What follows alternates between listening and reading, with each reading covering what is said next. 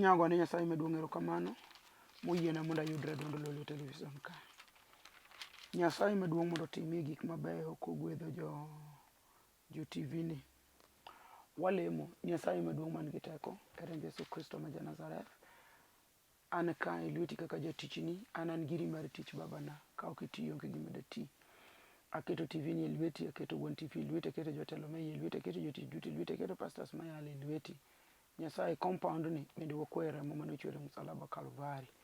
Itim maber Nyasaye nyiseche e nying Yesu Kristo Ja-Nazareth. Amen. Adwa nosom kodi mumbe ariyo kaito walemo. Muma mokwongo som koda Jo-Efeso 3:20 wacho niya: Duong obed ni Nyasaye manyalo timonwa gik moko duto moloyo kaka wakwayo kata kaka waparo kuom tekone matiyo kuomwa. Duong obed ni e kanyakla mar jo-Kristo kendo kuom Kristo Yesu e tienge duto nyaka chieng'. Amen. Asomo Fweny 19 matindo 13 wacho niya: Kendo orwakore gi law moling'ore remo, iluonge ni Wach Nyasaye. Ogende lweny mag polo ne luwo bang'e koidho farese marachere, kendo korwakore gi lewni mabeyo kendo maler. To ligangla mabith wuok e dhoge, kendo ochuowo ogendini. Obiro ritogi gi ludh nyinyo, kendo obiro ng'adonegi bura gi mirimbe. Gi mirimbe Nyasaye Manyalo Gik Moko Duto. En gi nying mondiki e lawe kendo e emeni ruodhi ruodhi, kendo ni jaduong' mar jodongo. Agone Nyasaye maduong' erokamano. E moma somo chieno nitie mana kuonde mabiro lidho matin, to bang'e wabiro lemo. Yiena awach muma masomo mokwongo. Duong' obed ni Nyasaye manyalo timonwa gik moko duto moloyo kaka wakwayo kata kaka waparo. Wan ji nitiere gik ma wanyalo kwayo Nyasaye, to genowa nyalo paro ni Nyasaye nyalo mana miyowa mana ma wakwaye. Muma wacho ni duong' obed ni Nyasaye manyalo miyowa gik moko duto moloyo kaka wakwaye kata kaka waparo. Wach moro atimoga go neno pile, we atimie neno sani. E kinde moko kane piny Ugis, to ne walemo gi nyako moro ni Nyar Migori. Nyar Migori ni chwore notho. Ne gitimo arus gi chwore ma gibet ka ok ginyuol, kaeto chwore notho. Koro chieng' moro kaseyalo e kanisa ma Migori ma Ugis, to Nyar Migori obiro sama iluongo ji mondo lemne gi cha. To wacho ni mondo lemne nikech odwaro mondo pes jaode owuogi. To pes jaode nokwamo. Tinde kaparo wach ni ka picha mar MALER kelnago, to nyaka bedie ni Nyar Migori cha noselamo Nyasaye kabisa kuom nyathi ma ok oyudo, ma chwore otho, ma end up nyathi onge. Koro aparo ni chunye no ae nyathi, ong'e ni ok obi yudo. Koro nobiro mondo lamne mondo pes chwore owuog okonyrego. To kana waselemo ne Nyar Migori, to ne awuok adhi kuma ne adhiye mabudho kabisa. To kinde moko kaka Nyasaye jawiro gi ji, Nyasaye nowiro koda madok e piny Ugis. Ane kanisa lemo, taneno Nyar Migori kabiro gi nyathi. Ma nyaka bed Nyar Migori oting'o ne ng'ato nyathi. Koro ane kanisa ka to wiye ok ti, nikech ano ka mamani osiko gi nyathi e tiende, to ang'eyo ni onge nyathi. Lamo mana lamo ne mogik, na lamo ne mondo oyud pesa. Chunya chandre, to Nyar Migori ni. Ng'ato ndike tich, to Nyar Migori ni. Ng'ato ndike opiro ne nyithindo, Nyar Migori ni. Oting'o ne ng'ato nyathi ja kanisa wa, to nyathini en ok oywak kata min. Duong' obed ne Nyasaye manyalo miyowa gik moko duto moloyo kaka wakwayo kata kaka waparo. Nyaka sama wuoyeni samoro nitie wach misekwayo Nyasaye kigeno ni mano emowinjo miyi. Muma wacho ni Nyasaye nyalo miyo moloyo kaka wakwayo gi moloyo kaka waparo. Pachi mar dhano no, gik ma Nyasaye nyalo timoni oloyo kaka iparo. E sama ne wawuok e kanisa, mama ni oting'o nyathi. Yawa. achoke chir ka dhand Nyasaye apenje mama to nyathi mopiro ni mar ng'a talawe takon Nyamigori pak ruoth no pak Yesu Nyamigori to nyathi misiki ting'o ni to mar ng'a ng'ami ting'o nyathi min ge odhi wuoth to dwoka ni kara ok inyal paro chieng' mana gochonga piny mondo ulamna tieni ka chwore notho ang'eyo ni biro piny to noyudo nyathi kanyo to chwore notho tieni ka chwore notho noyudo kend manyien mano ndikie muma to kona ni chieng' mane lamona mondo pes jaodo wuogi an Nyamigori nang'e ni pesa madhi wuok kicha ng'eyo teko ma Nyasaye nigo mako lame to kelo to pesa cha ne ok owuok nyaka kawuono gimotimore ni chieng' manilemo nano ema make ich anyuolo nyathi hano Nyamigori to wachno nomiyo wach masomo sani omoko wiya oyano moko ko gimotwe gi sipak ni Nyasaye nyalo miyowa gik moko duto te moloyo mane wakwayo kata moloyo kaka waparo gik moko te nyaka sama wuoye sani ni nitiere gik ma Nyasaye nigo kendo in iselamo nikech in gi kiwango midwaro mondo Nyasaye omiye in gi kiwango nitie kama igike gi Nyasaye koni kosegero na od kidita tiyo muma wacho ni duong' obed ne Nyasaye manyalo miyowa gik moko duto moloyo kaka wakwayo kata kaka waparo kuom tekone matiyo kuomwa biro luwore gi teko matiyo kuomwa Nyasaye miyowa moloyo kaka waparo gi moloyo kaka wakwaye kinde nodhi adhi Migori e chokruok tayudo Nyamigori to kane bi atim ni aneno otimo na neno ning'eyo bang' nyathina cha na mako ich na nyuolo rude kata kamano na dara dhi e ot manyien no wire rangi to teko rangi ne pok orumo ta piele nyithinde marude mar teko rangi onego na nyithindo Nyasaye nyalo miyowa moloyo kaka waparo gi moloyo kaka ne wakwaye neno gi wang'a an janeno ka Nyasaye nomiyo Nyamigori nyithindo ok nyathi nyithindo en pache mar dande noselamo mojony madichuo tho koonge nyathi makoro bende kata dichuo machielo geno ne orumo ong'eni ok nochako nyuol kendo oonge go en migumba en chunyo lor sie lor mar were ka Nyasaye be hono Nyamigori ne rapodo mar bura kata imbe kinandi kon mata wadi ok nonyuol ki tek to Nyasaye nyalo miyo moloyo kaka wakwaye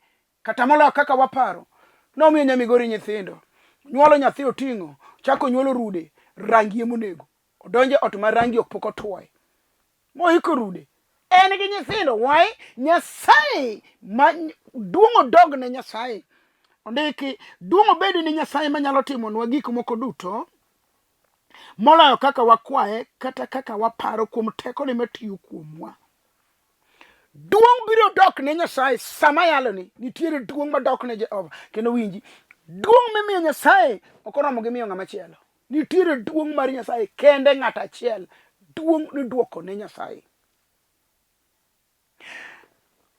duong' obed ne Nyasaye manyalo miyowa gik moko duto moloyo kaka ne wakwayo kata moloyo kaka ne waparo in miwinjo wach mayalo iparo ang'o iwinjo ang'o idwaro ang'o ikwayo ang'o Nyasaye nyalo miyowa moloyo kaka ne wakwaye kata kaka waparo to miyo gik moko te gimoro amora midwaro akia gimidwaro idwaro mtoka nitie kuom Nyasaye sani onyalo miyowa gimoro amora mwadwaro moloyo kaka ne wakwaye moloyo kaka waparo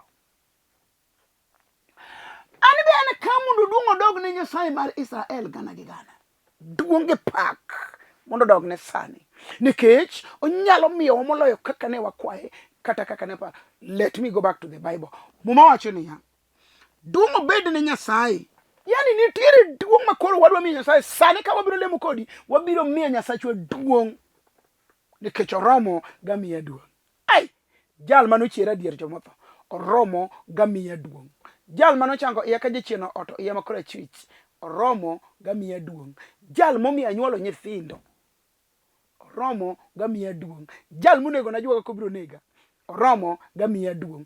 Jal manopudho na nawi oromo gamiya duong'. Jal moloso rangaya oromo gamiya duong'. Nyasaye motieko nyiero od mama nyar gi Nereah oromo gamiya duong'. Muma wacho ni duong' obed ne Nyasaye manyalo timonwa gik moko duto moloyo kaka wakwayo kata kaka waparo kuom tekone matiyo kuomwa.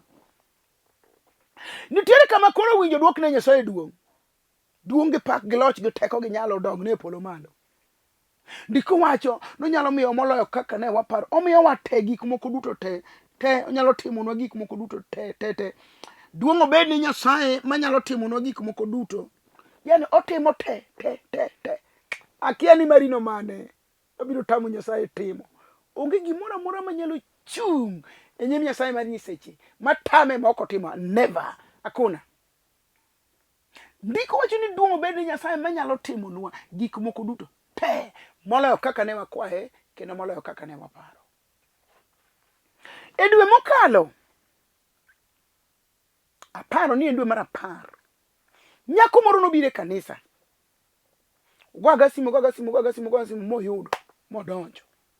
Kodonjo to walema kawaida, wayala kawaida, walema kawaida. To nyako ni kakawe kando mondo wawuo kode. To timo na nende okona ni en pok onyuol. In fact chuo bosetemo nikech ng'eni ka ok inyuol to chuo riembi. Mano wach ma mondo wawinjire kodi wayire kodi ni chuo mang'eny riembo mon ka onge nyithindo, de mang'eny riembo mon yawuot gi onge nyithindo. To iyo sekaye osewuotho kode ka jothieth. Atiek niya, osedhi ka juoke, osedhi ka nyamrerwa. Doctor osethiedhe doctor te gaina mag ich mag mon. Oselemne gi jokoro, oselokne dhoch, osepudho gik moko e dende. Onge gima nyiso ni Nyasaye nyalo timone. To ndiko wacho ni duong' obed ne Nyasaye manyalo timonwa gik moko duto te moloyo kaka ne waparo gi kaka ne wakwayo. Heka sama ne nyathi ma nyako ni timo neno, onyako ma jaber ahinya. Kendo en gi dendo nyako ma londe isore. E sama notimo neno to Roho Maler no elo weche moko. Obedo abeda piny koro chokruok oserumo, koro inono tie weche. To sama ne nitie weche manowuok ma Roho Maler nokelo kochome tir. Mano koro ji osetieko lemo, koro ji nie e chemba, ji obedo abeda piny, ji pimo weche mag Nyasaye. Ng'ato kelo chandruoge ni an mabiro ni chandruoga chalo kama. To mana ka luongi apako Nyasaye. To sama ne nyako ni akone ni koro gona chongi piny wadwa lemo. To kaketo lweta kama to fuyo. Koduogo lwar piny to jachien kona ni ne waya koro mondo adhi odagi pimo na kaka nobiro. Waya mondo to kata nyathi agi ngwacha dier nyako chung joni omaki oduoge. Kudu jachien kona ni manche ora mondo kik onyuol. To mach wanga ka weya uru mondo adhi. Weya mondo adhi. Chako ngwacho chako duoge. Tako ni podo kibidhi ka okipudho gimi kete dhako ni motame nyuol. Mondo gol gigo mondo nyuol. E ka jachien no chako pudho gik moko e nyako ni. Nikech teko matiyo kuomwa, teko Nyasaye. Nyathi ma nyako nodhi molal. Koro kata go simu ok omaki. Koda oro ni message ok ojuoki. Awera go. Tiyo gimo miyo lal kata jochiende koduogo akia. Duong' obed ne Nyasaye manyalo timonwa gik moko duto moloyo kaka wakwayo kata kaka waparo kuom tekone matiyo kuomwa. Teko Nyasaye matiyo kuomwa. To mana kawuono kaka yalo ni nyako no gochona. To wachona. Bishop.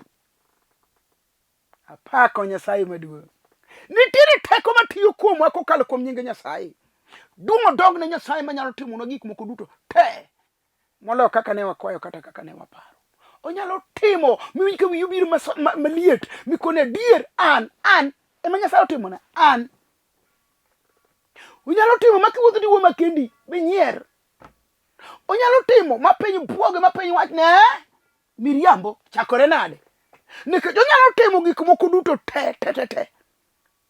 Moloyo mane wakwayo kata mane waparo kokalo kuom tekone matiyo kuomwa. Otimo. To nyako ni nyisa ni bishop. Awuoro Nyasaye. Ni lemo na dwe achiel mokalo. Abiro kanisa ni diriyo kendo koni riambo ibiro dichiel. Ni abiro diriyo. Chiemo wuoyi makama ne wacho kama. Ne antie. To ne ok anene. Wach miwacho no to notimore adier. Ni abiro diriyo. En dwe achiel mokalo. Bishop. Nyasachi. An gi ich. Gima ne ok apare ngimana. Mose miya chandra piny. Pesa osecham kuoma. Nyasachi. Manda gonduro. Nyasacha. Ondiki. Ni teko moro nitie. Matiyo kuomwa. Hallelujah. Ne. Duong obed ne Nyasaye. Manyalo miyo otimonwa gik moko duto te. Moloyo kaka ne wakwaye kata kaka waparo. Kuom tekone matiyo kuomwa. Tekone tiyo kuomwa. Misa manyathi manyakuno wuoyo koda na gombo. Mona nene sano korwa go mbaka nene agwedhi nyathi e lweta. Jal ma wuoyo kuome nigi teko mar timo gik moko te. Jal ma wuoyo kuome nigi teko mar wuoyo piny ruodh mudho. Jal ma wuoyo kuome nigi teko mar loko ndulume mogol. Jal ma wuoyo kuome nigi teko mar chango kansa kod alsa. Jal ma wuoyo kuome nigi teko mar golo chunje miluongo ni hypertension, high blood pressure, remo machikore. Apako Nyasaye. Jal ma wuoyo kuome nigi teko monyalo timo ni nyaka mogol tuo sukari. Nigi teko monyalo timo gik madongo ma dhano buogi. Ondiki muma ni duong obed ne Nyasaye manyalo timonwa gik moko duto te. Moloyo kaka ne wakwaye kata kaka ne waparo. Adwa ni gol pachi e kwechoni no. Adwa ni winj gik madongo. Haw gik madongo e nyim Nyasaye rit kuome. Koni Ruth koro an ka adwa neno tekoni maduong' matiyo no. Nikech ibiro miyowa ini romo timonwa moloyo ma wakwayi kata moloyo kaka ne waparo. Koro in bende gol pachi ji mikwayo no. Rit kuome mondo mi gik madongo. Amwa kuom jal mayalo jal mang'eyo. Jal maseneno gi wang'a. Jal masemulo gik motimo gi lweta. Jal masebet go mos ka wagoyo go mbaka. Nongo na mbaka mokone winji Nereah. Tich mitiyo ne ok tichni. Ma tichna. Koro tiye ka ng'ama tiyona. Jali ne wago go mbaka chieng' moro mokone ni winjo Nereah. Dwar mana tiyena an Jehova. To kiyudo tiyena ni kora bet. To gik mabiro timore dongo. Ino kitiya ni metiyo. Momiyo duong odogne kuom tekone matiyo kuomwa. Duong odogne kuom jal manyalo timonwa gik moko duto te. Moloyo mane waparo kod gik moko duto mane wakwayo. Jali ne wagogo mbaka mupenja. Ni bi ng'eyo iwe tich mana mi an Jehova Nyasaye. Bi ng'eyo tich mitiyo ni an ema namigo.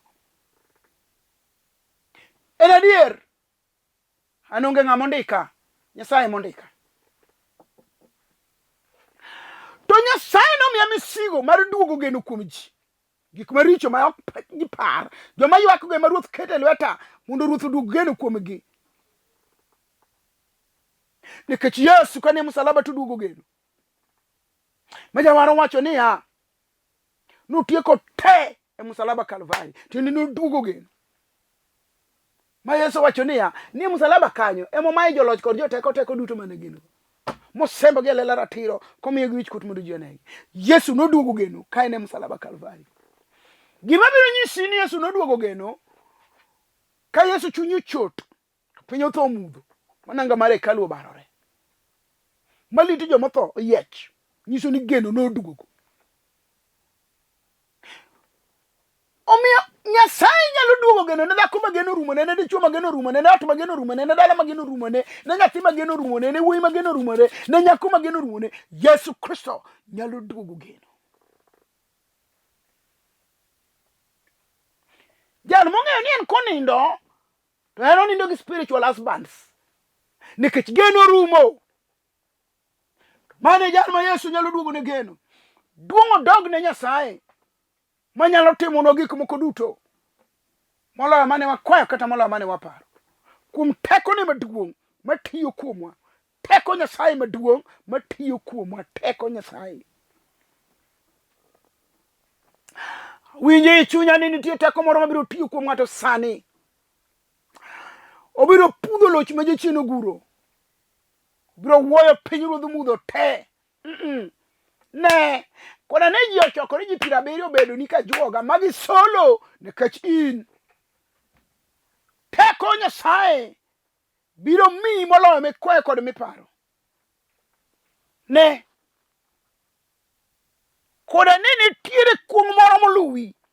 Teko Nyasaye. Teko Nyasaye. Teko Nyasaye matiyo kuomwa biro miyo gik moko moloyo mane wakwayo kata moloyo ma waparo.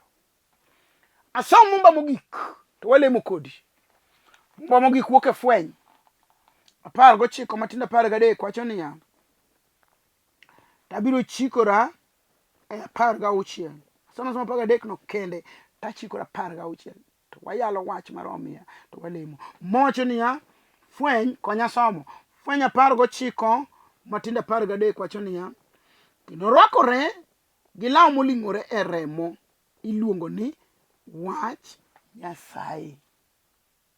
Wes 16 wacho niya, en gi nying moro mondiki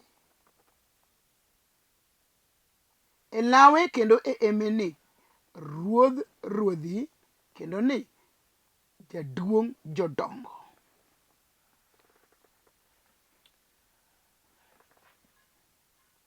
Kaduong' osedok ne Nyasaye manyalo miyowa mohewo gik mane wakwayo kod moloyo kaka ne waparo, kuom tekone maduong' matiyo kuomwa.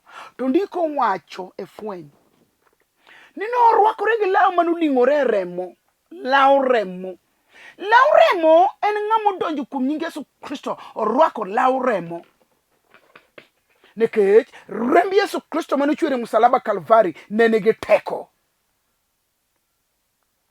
Rembe no ema ne miyo puodhi wuotho. To remb Yesu no ema ne miyo sigete lal. To remb Yesu no ema ne konyo mon maloch e nyuol. To remb Yesu no ema ne tieko ura gi neko. To remb Yesu no ema ne konyo miere mokwamo. Remo, remb Yesu. Ndiko wacho ni norwakore gi law manoling'ore e remo. Ka ng'ato yie kuom Yesu Kristo ma wuod Nyasaye, to biro bet ng'ama orwako law remo. Ma kata ka jachien obiro mondo chiene, to jachien ok chopi nikech orwakore gi law moling'ore e remo. Wapenji, an Nereah ing'eya, to iromo koda ka dendo otimo remo te, ibiro mosa adier? Nikech remo bwogo ji, ok ni mosa. Ibiro penjo ang'o motime? Onego ng'ato, to ng'ato chwoye gi pala, to remo gi manade? Remo bwogo ji. Koro sama ng'ato orwakore gi law moling'ore e remo miluongo ni Wach Nyasaye, remo manochwere msalaba Kalvari, remb Yesu Kristo man gi teko, norwakore gi law manoling'ore e remo. Sama ng'ato orwako law remo to kata imanyima ka juoga to ok yudi. Nang'o? Nikech ondike e Zaburi ni Nyasaye biro keta wi londa marabora mondo akwo. Koro wasiki manyi piny ka e bwo lwanda to iti ne londa marabora mondo akwo. Nikech ang'o? Irwako law remo, ok we wasigu yudi, ok we jochiende yudi, ok we gik maricho maki, nikech orwakore gi law remo. Mowacho Wes 16, en gi nying moro mondiki e lawe kendo eme ni ruodh ruodhi, kendo ni jaduong' mar jodongo. Mowacho ni ka ng'ato orwako law remo, to nitiere nying mindiko kuome kokalo kuom law remo. Ruoth mar ruodhi, mano Yesu Simba, ruodh ruodhi. Onge ruoth maloyo Yesu ja-Nazareth. Jaduong' mar jodongo. Yesu e jaduong' moloyo jodongo te. Kendo wawachni sama ng'ato orwakore gi law moling'ore remo mondik kuome ni ruodhi jaduong' mar jodongo, to kata gibedi chunje mag jodongo manotho chon ma jochier kosierore gi ludhe komako tikgi ok chop kuomi, nikech in gi ruoth mar ruodhi, in gi jaduong' mar jodongo. Ka gibiro gedo ka jaduong' moro miluongo ni Yesu ja-Nazareth ni kuomi moloyo joduong' mag jodongo machieno nyithind ji. Adwaro mondo walem kodi kuom gik mabeyo ma Nyasaye dwa timo sani. Duong' obed ne nyaka chieng'. Nyasaye manyalo miyo gik moloyo ma wasekwaye kata moloyo ma waparo, kuom tekone maduong' matiyo kuomwa. Awinje i Roho Maler ni teko Nyasaye dwa tiyo sani. Ne jal maneno TV, teko Nyasaye dwa tiyo sani. Walem. Wamiyo nyingi duong' siepna. In gi teko gi nyalo gi loch gi duong'. Nyingi musiko mondo yud duong'. Aketo jalni e lweti Nyasaye. Tekoni maduong' matiyo kuomwa mondo ti kuome. Kendo muma wacho ni nyalo miyowa gik moloyo mane wakwayo kata mane waparo. Nyingi musiko yud duong' kimiye. Erokamano kuom rwake gi law moling'ore remo kendikone ni ruodhi jaduong' mar jodongo. Kendo miye wachni usikogo. Nyingi musiko yud duong' e remb Yesu Kristo ja-Nazareth. An mawuoyo kodi an Nereah Mbewa mar Karachonyo ka Uma skul Kandiege. An nyara sembo kanyikela modak Ndhiwa Rangenya skul. An nyar jaduong' manosetho Rufus Agola Boy. Awuok e kanisa mar Hope for Good in Christ. Wan e piny Nairobi ka, kichopo town ma Nairobi, kaw mtoka mora we chandori gi dhi ka utis, yani manye town ka nitie. Kamilore no penj ka nitie mtoka madhi Njogo Road. Kamine ni lore no penji ni to mtoka madhi Njogo Road ere kaw. Ubeni en Umoina, ubeni en Utimo, ubeni en Eastern Bypass, ubeni en Obamana, ubeni en Kani, ubeni en Forward, ubeni en Embasava, mora nyaka Sibet, nyaka ROG. Mtoka mora manyalo dhi kodi Njogo Road, olori City Stadium. Kanye kama wantie kaloleni e hall mar Jo City. Donj kanyi biro yudo wa e dhot marateng' mo ole kokoto. Wan kanyo gi teko Nyasaye te. Ng'ama wuok mok bi town manyalo wuok Njogo Road, mawuok Embakasi, Kagundo Road, Dandora, lore Njogo Road kamiluongo ni City Stadium, ibiro yudo wa kanyo. Awacho ni benia Ngong Road, Lang'ata Road, Mombasa Road, Kiambu Road, Thika Road, Juja Road, kamora mi ae. Lor town kamiloro ni biro yudo mtoka makeli Njogo Road. B mondo ne Nyasaye gi wangi. Nyasaye mondo gwedhi. Pok wayudo hema, pok wayudo lo, pok wayudo kaka watiyo tich Nyasaye. To Nyasaye oketi kanyo mondo itine. Gik ma Ruoth omiyi mondo itine. Kendo ne teme Nyasachwa gi tiyo ne Nyasaye mondo ne ka Nyasaye ok nokonyi. Nikech samoro in gi pesa to ituori, tem Nyasaye mondo ne kochangi. Isedhi osiptende ndi to tamore. Tem Nyasaye samoro in gi pesa to nyithindi oran. Tem Nyasaye mondo ng'iewne kata tent, ikele gimoro ni od Nyasaye. Ibed part of us e tiyo ne Nyasaye mondo ne ka Ruoth diweyi. Samoro in gi pesa to ionge nyathi, isetemo, tem Nyasachwa. Samoro in gi pesa to nyombo tami, ditedo botami, teme Nyasachwa.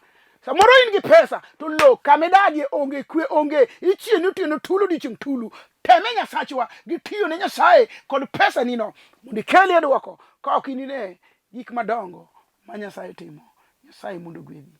Warad kodi e sa Nyasaye e nying Yesu Kristo ja-Nazareth. Namba na mar sime 0720 40 39 13 nono 7 2 nono 3 4 nono 4 nono 7 2 nono 4 nono 3 9 1 3. Nyasaye ogwedhi ka warado e remb Yesu Kristo ja-Nazareth. Amen.